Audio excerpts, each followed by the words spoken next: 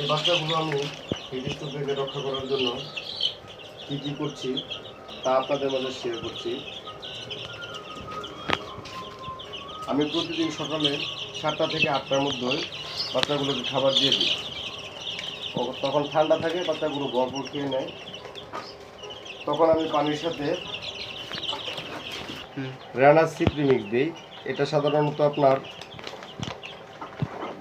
Vitamin C জাতীয় একটা ওষুধ, যা সাধারণত মুরগির রোগ প্রতিরোধ ক্ষমতা বৃদ্ধি করে এবং খাদ্য সম্পূরক খাদ্যের জন্য খাদ্যের একটা সম্পূরক হিসেবে কাজ করে থাকে। তাকে বলা হয় পানি পুষ্টি মিক্স।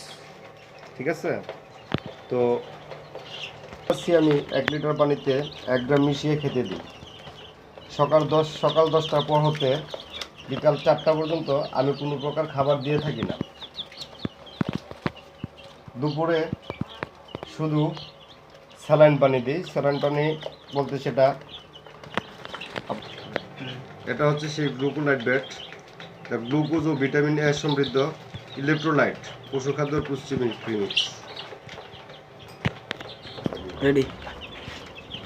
তো বিকাল 4টার পর আমি বাচ্চাগুলোকে খাবার দিয়ে থাকি এবং পরিষ্কার ঠান্ডা পানি দিই, এতে করে এই গরমের মধ্যেও আমার এ পর্যন্ত কোনো মুরগির বাচ্চা মারা যায়নি। আশা করি আপনাদের এভাবে চেষ্টা করে দেখতে পারেন, হয়তো উপকার হতে পারে।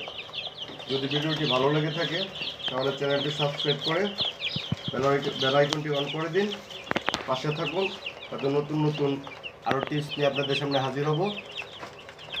আর যদি কারো একদিনের ফার্মি কিংবা সোনালি অথবা টাইগার বাচ্চার প্রয়োজন হয়, আমার সাথে যোগাযোগ করবেন।